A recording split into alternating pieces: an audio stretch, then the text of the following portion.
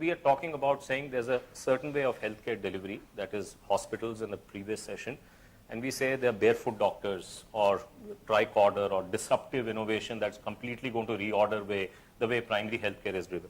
We are talking about there's a formal banking infrastructure and in comes microfinance, and that offers a completely different way of doing things. Now we are talking about enabling many of these.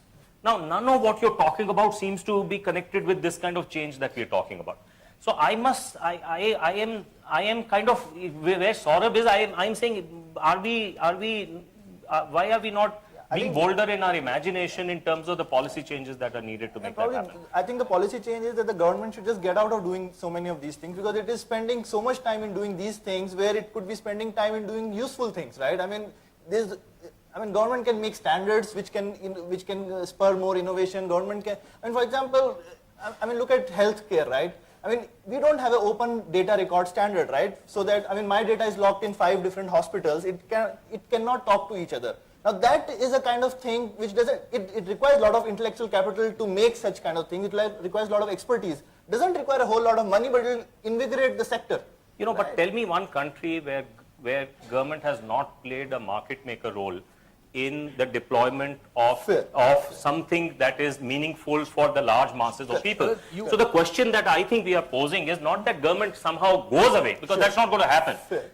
Government embraces a way to play a meaningful market maker role for disruptive innovation. Models are actually emerging. Models are emerging. As a buyer, it could, for example, right? It's a big buyer, right? So, for example, as a buyer, if today the Indian government says all the software that I buy should support 22 Indian languages, right? Today, Indian software doesn't reach enough of Indian people because it only works in English, right? Now, the government as the largest buyer could say every piece of software that I buy should support 22 languages. It will automatically open the market. It will play a market maker role. I get it. Now, right? So that could be a by useful policy, way. it will change. It could do that for innovative healthcare technology. It could do that for education. It could do that for sanitation.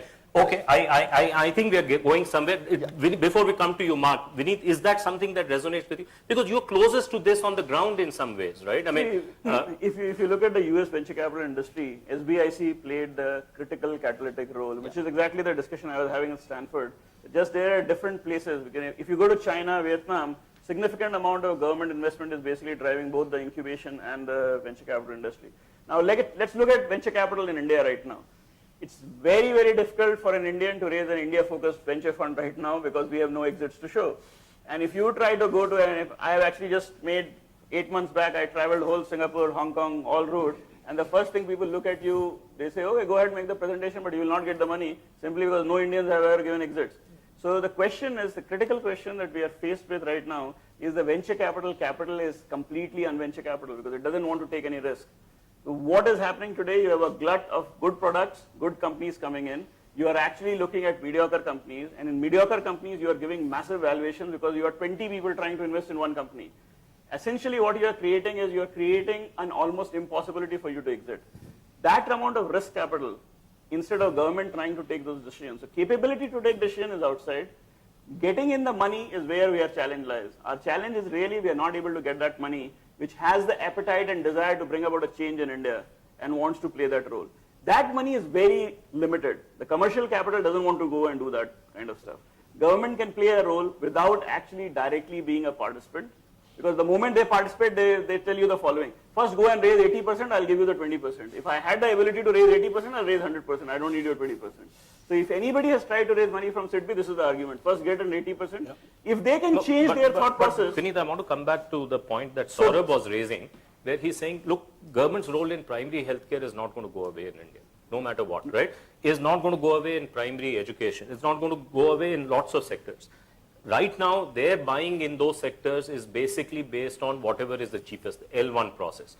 Can you visualize a model where they would buy something truly innovative, a I1 process, where there is, of course, there's subject to corruption, the possibility is there, but could we conceive of a framework around your rise price, which is really not going to make the robber barons rich by government selling to the government, but is going to make some innovator rich because he's come up with a solution that has been shown to work in real life situations. Is that even a possibility for us to consider? So there are innovations around impact bonds which have been done in UK and others. Some of them can be imported to actually support these kinds of thought process. I'm not so sure how would you actually define that innovation paradigm. So if I'm actually a decision maker sitting in the government, how would I actually take that position? Unless you say, if you've got an X prize, I'll do it. But then as Schultz will tell you, there are issues with that as well, because there are vested interests and you will create controversies after controversies.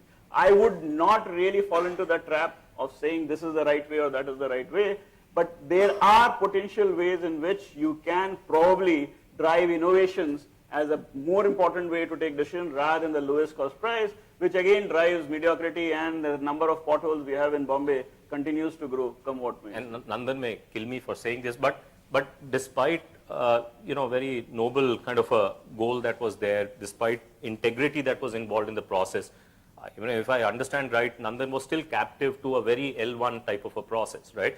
And he wasn't able to shake it. So what I'm saying is, we got to recognize this as a problem and replace this with an alternative system. Today, if you're in the government, you have only two ways. You either follow the L1 price or you can auction something.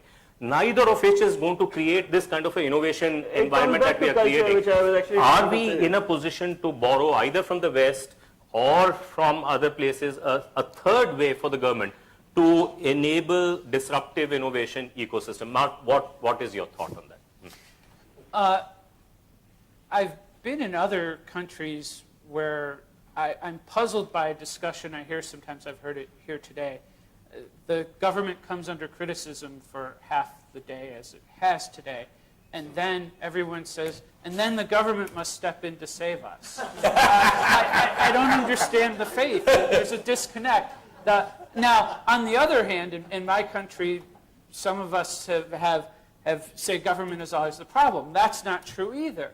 But if the government's picking winners, as Vineet says, you're getting in trouble. If we're looking to the government to spend or the government to fix priorities, I think that's a problem. It's nice to do the moonshot. It's nice to do prizes. Those work around the edges. The government can do a great job, a better job, though, of creating the right environment. Standards, education, development of human capital, educating industries about export and about other development issues. But I think ultimately this business of what the government spends or picking winners and losers or the procurement process is a side issue to creating an environment where the people who are dreaming big, the heroes are the Thomas Edisons, the Bill Gates, the Steve Jobs. That's who you want, not some government bureaucrat or somebody who got a great contract with the government.